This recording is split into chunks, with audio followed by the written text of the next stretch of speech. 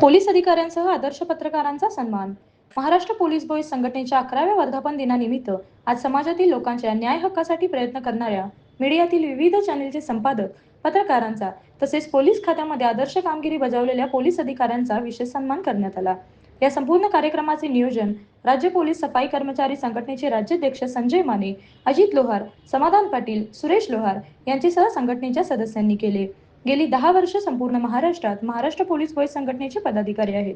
या संघटनेच्या वतीने पोलिसांच्या विविध प्रश्नांवर आंदोलने, निवेदनाद्वारे शासनाकडे पाठपुरावा केला जातो. संघटनेच्या वतीने अनेक प्रश्न मार्गी लावण्यामध्ये यश आले आहे. संघटनेचे संस्थापक अध्यक्ष राहुल दुबाले हे शासनाच्या गृह खात्याच्या समन्वय समितीवर सदस्य आहेत. त्यांच्या माध्यमातून संघटनेची राज्यभर वाटचाल सुरू आहे. 15 एप्रिल संघटनेचा वर्धापन दिन या निमित्त कोल्हापुरात संघटनेच्या कार्याला पाठबळ देणाऱ्या पोलीस अधिकारी आणि माध्यम क्षेत्रातील पत्रकारांचा मानपत्र देऊन गौरव करण्यात आला.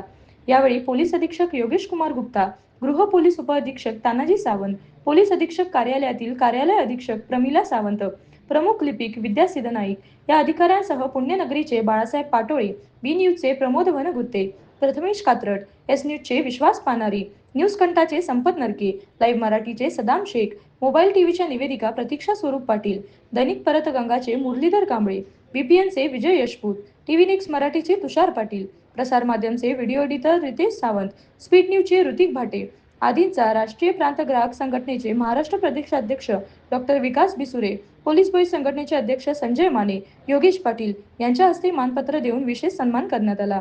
महाराष्ट्र पोलीस बॉईज संघटनेकडून झालेला विशेष सन्मान पाहून पोलीस अधिकाऱ्यांसह पत्रकार देखील भारावून गेले.